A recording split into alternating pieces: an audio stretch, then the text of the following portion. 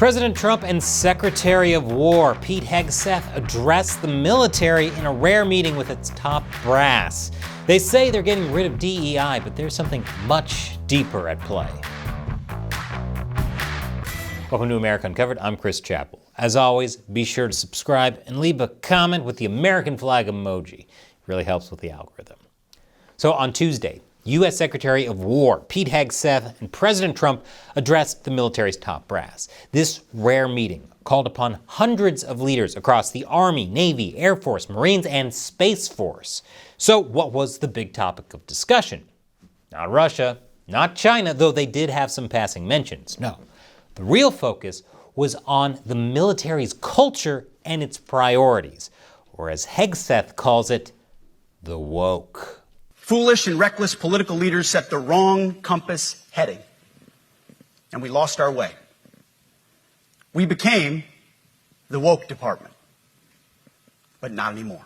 This administration has done a great deal from day one to remove the social justice, politically correct, and toxic ideological garbage that had infected our department, to rip out the politics. No more identity months, DEI offices, dudes in dresses. Since taking over the Pentagon, it appears Hegseth has done exactly that, eliminating DEI offices and initiatives throughout the military, pulling books from the shelves of military academies and libraries that address diversity, anti-racism, and gender issues, and ordering all military services to purge their social media and websites of any content promoting DEI. On the surface, this was about improving the effectiveness of the U.S. military, and that's hard to argue with. After all, the military is a racially integrated, in theory, apolitical organization that's supposed to promote people based on merit. Instilling West Point cadets with lessons on critical race theory, queer theory, and the problems of whiteness, like we saw during the Biden years, probably wasn't the best for unit cohesion. I mean, we know what that stuff does to a Democratic Socialists of America meeting. Thank you, comrade. Okay, is there a speaker against name, chapter, pronouns? Point of personal privilege. Yes. Please do not use gendered language to address everyone. Okay. Man, can you imagine the Soviet Red Army having to deal with stuff like this every 5 minutes? Okay, comrades, today we will attack Hitler on his flanks and Comrade Stalin, point of personal privilege. Please avoid using gendered language. Have you even asked Hitler his pronouns? Kind of makes you understand why Stalin had to purge so many communists. And purges are kind of what Hegseth's speech was about.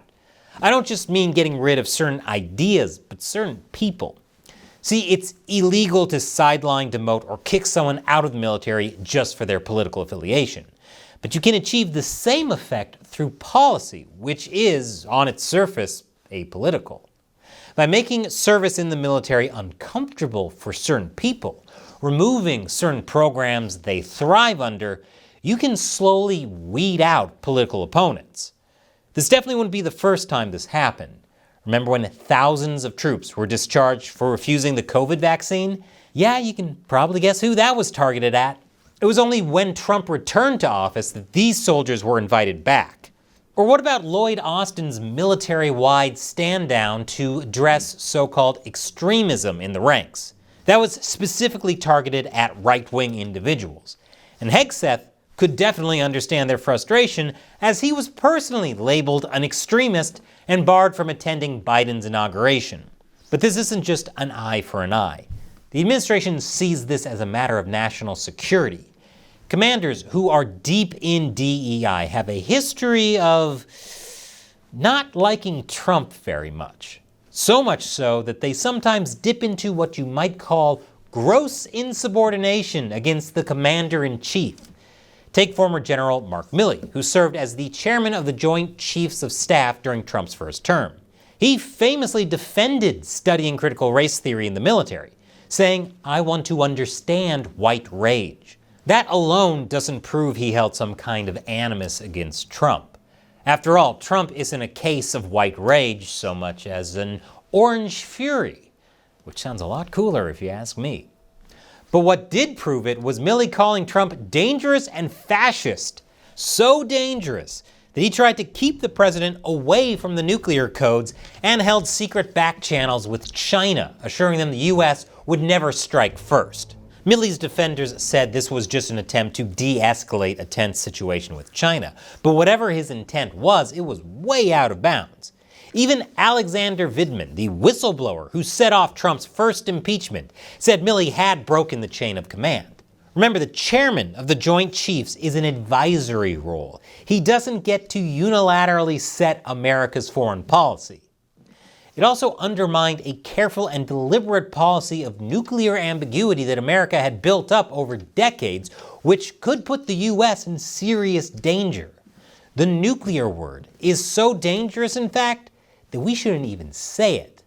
Because we can't let people throw around that word. I call it the N-word. There are two N-words, and you can't use either of them. Thank you, Mr. President. I won't. But this is why the second Trump administration is so happy to get rid of people like Milley, with Hegseth personally calling him out.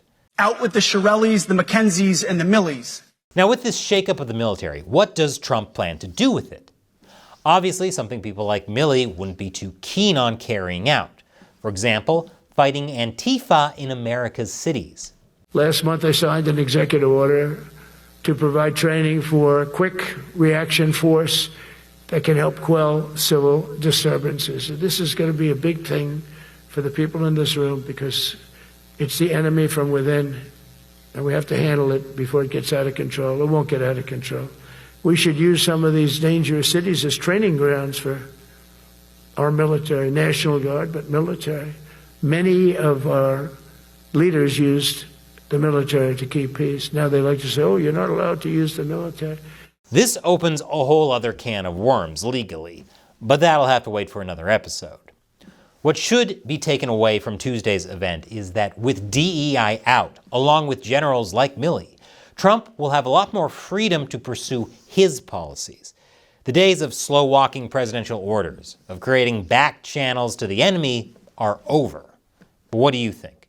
Leave your comments below, and consider heading over to AmericaUncovered.tv. There you'll get all of our episodes, exclusive deep dives, live streams, and a chance to talk with me and the team. That's AmericaUncovered.tv. I'm Chris Chappell. Thanks for watching.